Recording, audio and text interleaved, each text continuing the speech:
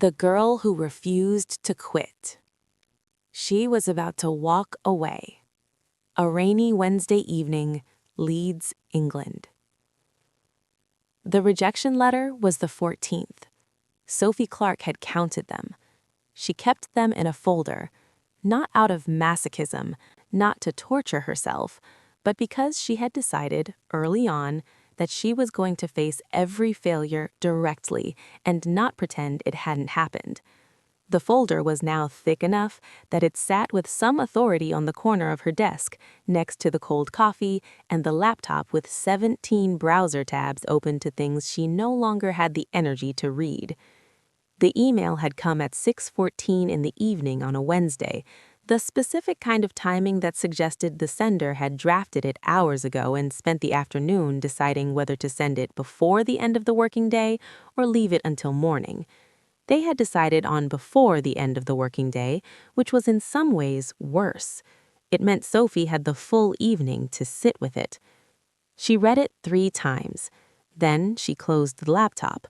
Then she sat in the particular stillness of someone who has been running at something for 3 years and has just hit the same wall for the 14th time.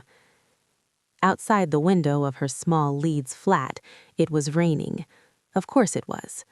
She picked up her phone and dialed her mother. "Mom, I got another no." A pause. Then, "Are you going to stop?" Sophie looked at the folder on the desk, the thick, stubborn 14-letter folder. Sophie. No.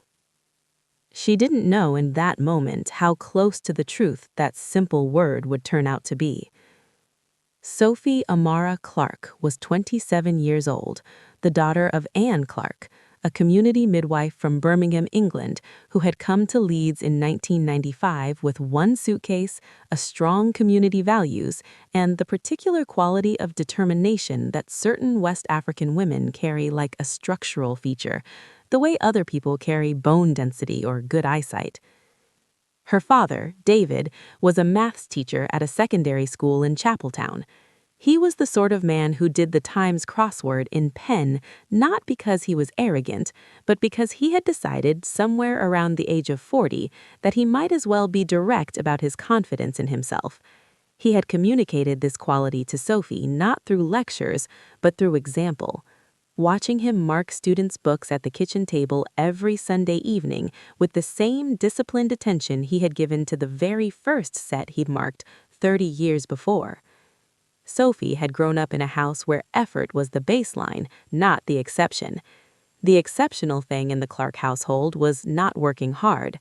The exceptional thing was stopping. Nobody stopped. She had studied product design at Leeds Beckett, graduating with a first earned through no particular gift for the subject, though she was talented, but through a work ethic that her tutors noticed and occasionally mentioned with a kind of tired admiration, as though watching someone run up a hill for the 4th time and thinking, that really isn't necessary, but good God, look at her go. The idea had come to her in her final year. She had been working on a module about assistive technology and spent a week in a Leeds care facility as part of her research, talking to residents. She sat with an 80-year-old woman named Marjorie who had reduced grip strength from arthritis and couldn't open her medication bottles reliably, couldn't fasten her own buttons, couldn't always manage the electric hob. Marjorie was sharp, funny, entirely mentally capable, and frustrated in a very specific way, not by what she couldn't do, but by the gap between what she could think and what her hands could execute.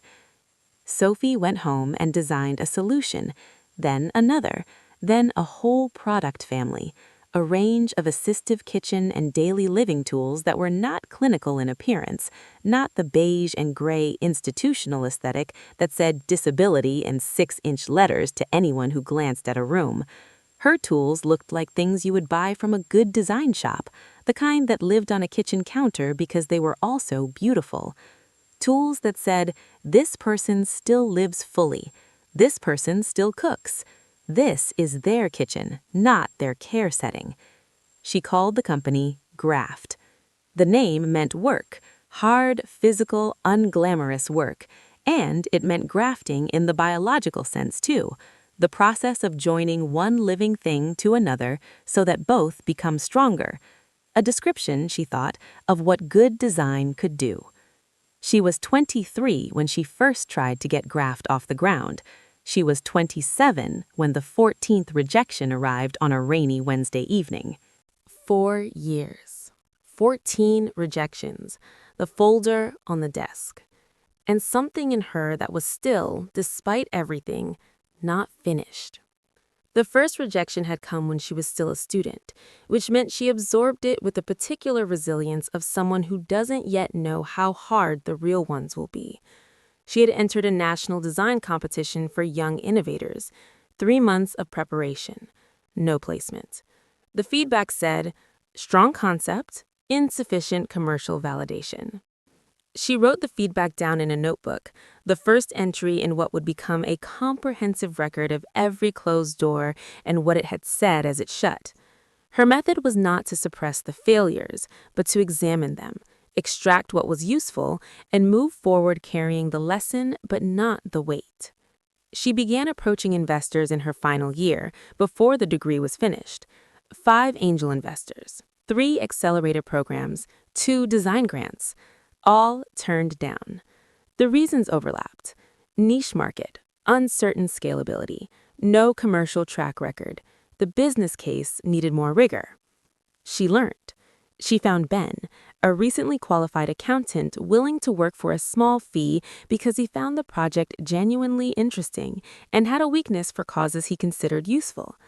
Together, they built a financial model that was, after 3 iterations, genuinely rigorous. 2 accelerator programs still said no. One said yes, conditionally, then withdrew the offer 6 weeks later when the program restructured. That one had hurt differently.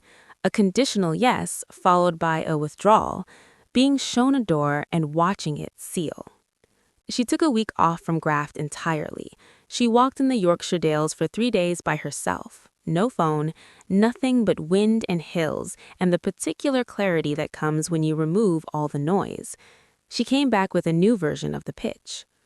During these years, she took jobs to fund a life around graft, a product design role at a medical device company that taught her a great deal about manufacturing and supply chains, a part-time teaching position at her old university, freelance design work for 3 agencies, all managed around graft's needs with a discipline that occasionally alarmed clients when they learnt the full picture. Anne had once asked how she kept going. Sophie had thought about it seriously before answering. Because stopping is an action too, Mum. It's not the default. You have to actively decide to stop. And I haven't decided that yet. Anne was quiet for a moment. Then, you sound like your grandmother. This was the highest compliment Anne Clarke had to give. Sophie's grandmother, Rose, had built a clothing alterations business in Birmingham from nothing, at a time when a woman building a business from nothing was considered either brave or delusional, depending on who you asked. She had been very clearly both. The business was still running, 40 years later, managed now by Sophie's aunt, Sarah. The fabric trade was not product design. The specific details were different. The architecture of the refusal to stop was the same. Rising conflict. The year everything tightened. Year 3, when the money ran thin and the doubt ran deep. The 3rd year was the hardest, not because of any single event, but because of the cumulative weight of it. 3 years is long enough for doubt to stop being a visitor and start feeling like a resident. 3 years is long enough for the people who love you to begin, very gently, to worry. David said nothing directly. He never did. What he did was leave a job advertisement on her kitchen table during one of his visits, a senior product design role at a major medical equipment company. The salary was listed. It was significantly more than Sophie was earning across all her freelance work combined. He didn't mention it. She didn't mention it. They had dinner and talked about other things, but it was on the table, in both senses. She didn't apply. She also lost her best friend briefly. Not permanently and not dramatically, but in the quiet way that friendships fray when one person's life is entirely consumed by a project, and the other needs things from the friendship that the project cannot accommodate. Jess, her friend since secondary school, now a solicitor, married with a baby, said carefully and with genuine love that she felt she was losing Sophie to graft. Jess said, "I miss you, Nads. Not the version of you that's thinking about pitch decks, the version who used to come round on Friday nights and watch terrible films and eat too much rice." Sophie heard this and felt it like a small wound, because she missed that version of herself too. She made a specific, deliberate effort after the conversation. Friday evenings were Jess, when possible. Not always, but often enough that the friendship didn't fray further. The money situation was precarious. Savings accumulated through careful living were depleting against Graph's development costs. Prototype iterations, material testing, user research sessions, the accountant, intellectual property filings. She wrote on more freelance work to cover the gap. The more she worked, the less she slept. The less she slept, the less sharp she was. The less sharp she was, the more errors crept in. In the winter of year 3, she got a detail wrong on a freelance project, a specification error that had to be corrected at cost. The client was understanding. Sophie was not understanding with herself. She was furious in the specific way of someone with extremely high standards who had let them slip because she was stretched too thin. She sat in her flat that evening and looked at the folder, now 11 rejections, and had, for the first time, a clear and specific thought. Maybe I am wrong. Maybe the people who keep saying no are seeing something real. She examined that thought carefully, the way she examined everything. Is this thought true? Is it useful? Is it the truth, or is it exhaustion speaking? She couldn't be completely certain. But she wasn't ready to decide it was true. Not yet. She opened the graph files and worked until 2 in the morning. Lowest point, the day she nearly stopped. Spring, year 4, the conversation she almost did not recover from. The 15th rejection was different from all the others, not because it was a rejection. She had learned to absorb those with the competence of practice. What made it different was what was said before it. She had been invited to present to a panel at a health technology investment summit in Manchester, one of the more prestigious events she had managed to enter through a connection Ben had provided. She had prepared for 6 weeks. The pitch was the best she had ever delivered. Tight, honest, commercially rigorous, with user research data from 14 care facilities and a manufacturing cost analysis Ben described as genuinely impressive. She stood in front of 8 investors and presented for 22 minutes. She answered every question directly and without evasion. When the Q&A finished, an investor named Hargreaves, who ran a healthcare-focused venture fund, spoke before the others. Hargreaves: "Miss Clarke, I want to be direct with you because I think that's more useful than a polite decline. You're an excellent designer and your research is solid. The problem is not the product. The problem is the market. Assistive tools for older adults with reduced mobility, it's a genuinely difficult commercial space. The purchasing decisions are made by care facilities and NHS trusts, not by the end users. The procurement cycles are 18 to 24 months. You need significant capital just to get through one sales cycle, and your pre-revenue. I've been in this space for 15 years. I have seen a lot of products like yours. Very few of them have found the commercial traction their quality deserved. I'm not saying this to discourage you. I'm saying it so you can make an informed decision about where to spend your 30s. He had not been unkind.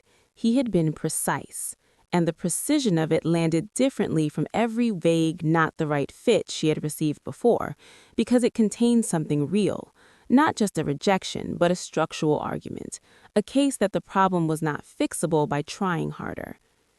She drove back to Leeds on the motorway in the rain and did not turn the radio on. She let the argument sit in the car with her for 2 hours, examining it the way she examines everything. Is this true? Is it useful? What can I do with it? At home, she sat at the desk and looked at the folder. She thought about Hargreaves' 15 years in the space. She thought about the 18 to 24-month procurement cycles. She thought about all the Marjories she had met, the 80-year-old women with sharp minds and hands that had stopped cooperating, who lit up when they held her tools and said, "Finally, something that doesn't look like a hospital."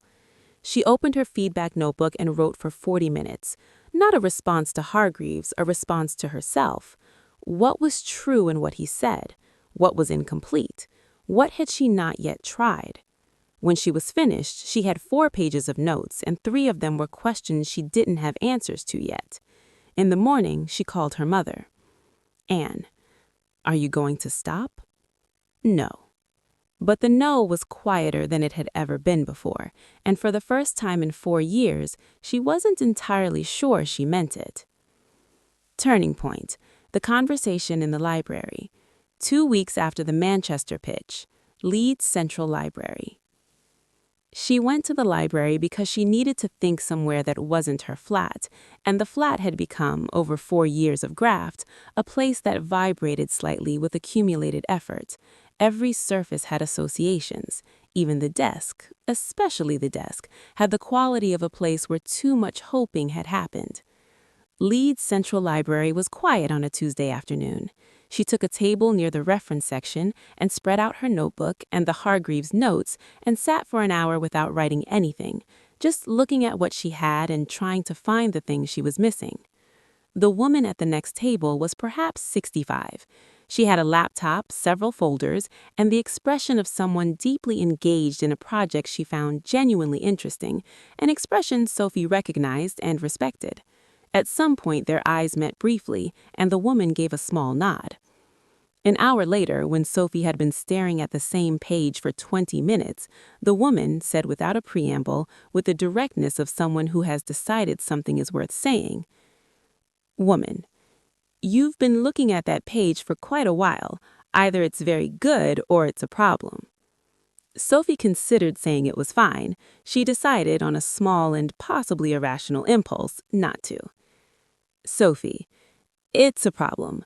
Someone told me last week that the market I'm trying to sell into is structurally difficult and that I should think carefully about where to spend my 30s.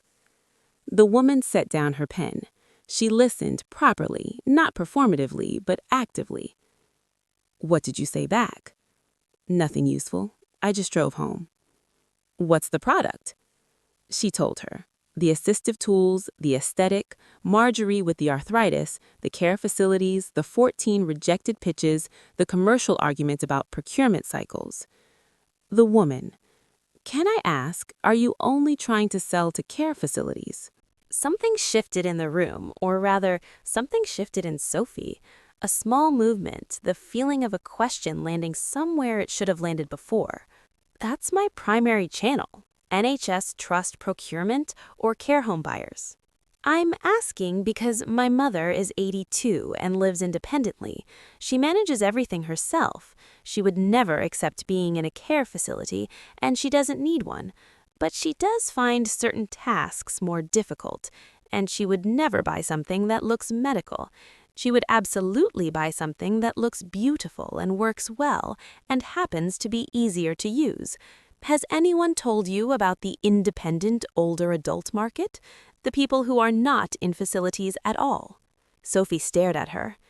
The independent older adult market. People managing their own lives, making their own purchasing decisions, choosing their own kitchen tools, and who would buy quality design without any of the stigma of a care channel product. Consumer retail, direct to consumer, entirely different procurement cycle, entirely different customer psychology. She had been looking, for 4 years, at the wrong door. The woman's name was Margaret Cooper, a retired professor of marketing from Leeds Business School who came to the library on Tuesdays to work on her memoirs. They talked for 2 more hours. The pricing, the channel strategy, the customer profile, the communication approach. Margaret drew diagrams in Sophie's notebook and was unapologetically direct about every assumption Sophie had been making that was limiting her. When they stood to leave, Margaret said, "The product was always right. The door was wrong.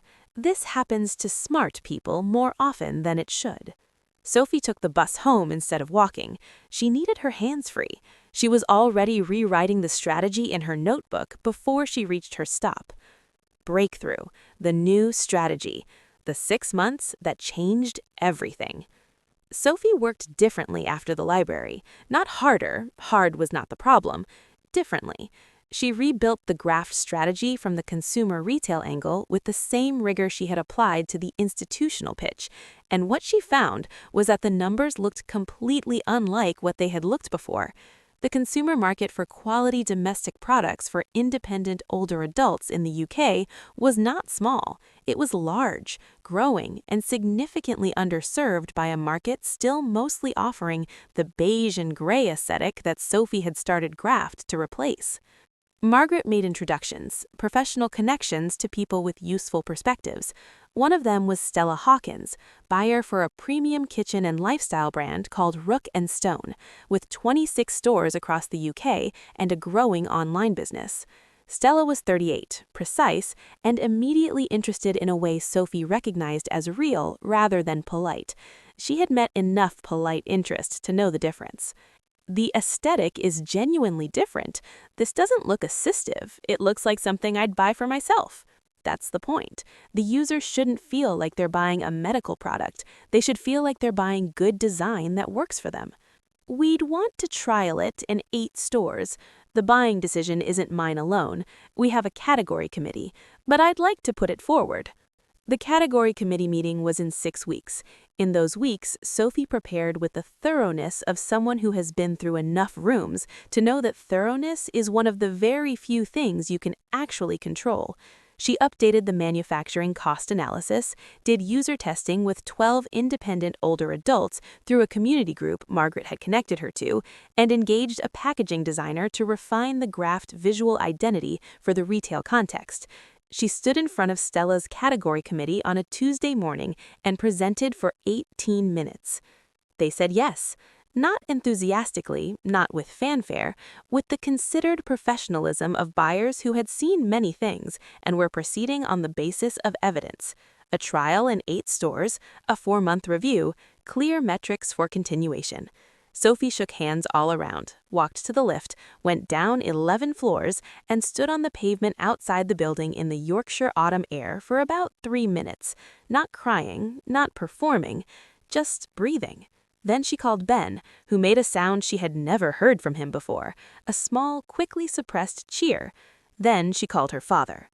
"I knew it would be retail. I always thought it would be retail." "You never said that." "No. You needed to find it yourself." Sophie laughed, the clean, releasing laugh of someone who has been running at something for a very long time and finally, incredibly, arrived.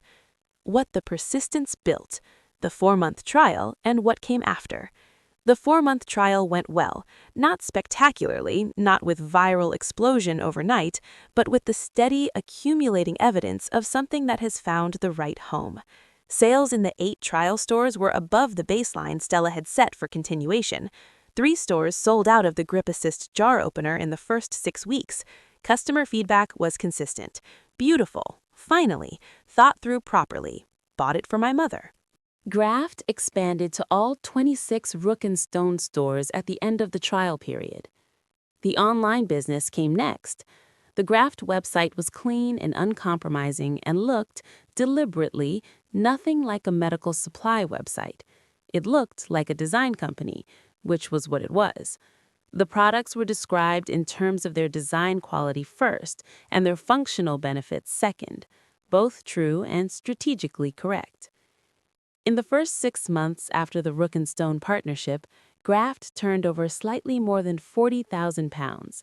Not life-changing on its own, but sufficient to repay the business debt, pay Ben properly, fund the next product development cycle, and pay Sophie a salary.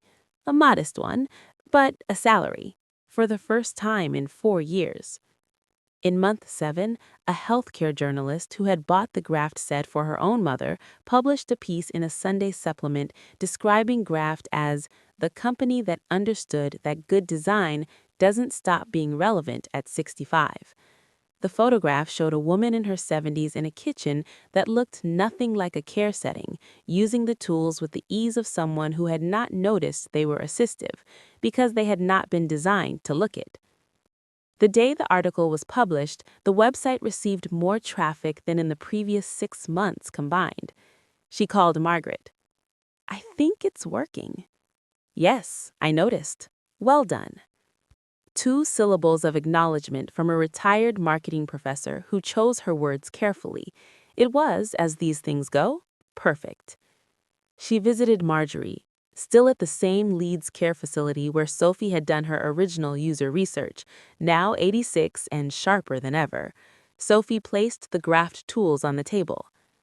"These are mine. I have these. My daughter bought them for me for Christmas." "Yes, I made them." Marjorie looked at her with the particular direct attention of someone who has seen a great deal of life. Marjorie said, "You took your time." Sophie laughed, the same clean laugh as outside the Rook and Stone office, but wider. "I did." "Worth it?" Sophie bought about 4 years, 14 rejection letters in a folder, the Tuesday in Leeds Central Library, the rainy drive from Manchester, the quiet no she had told her mother after the 14th failure. Yes. The lesson. What Sophie learned. What refusing to quit actually means.